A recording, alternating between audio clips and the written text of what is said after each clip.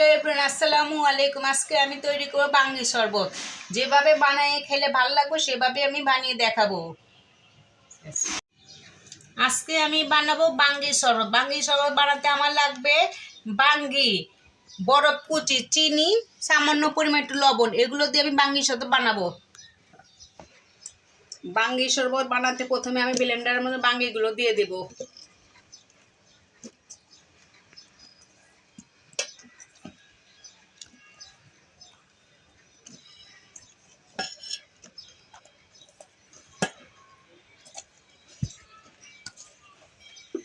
তারপরে আমি চিনি দিয়ে দেব,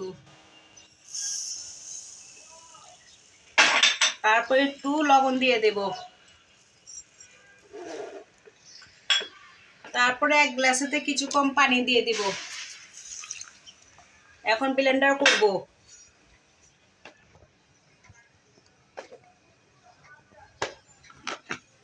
এখন ব্লেন্ডার করব।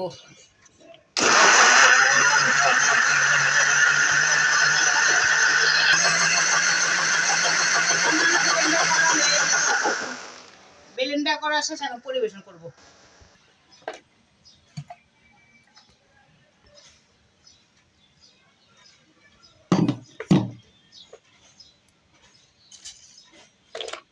তৈরি হয়ে গেছে আমার বাঙ্গি শরবত। এভাবে বানিয়ে খাবেন, ভালো লাগবে। যদি আমার ভিডিওটা ভালো লাগে লাইক, কমেন্ট, শেয়ার এবং সাবস্ক্রাইব করে দেবেন। আল্লাহ হাফেজ।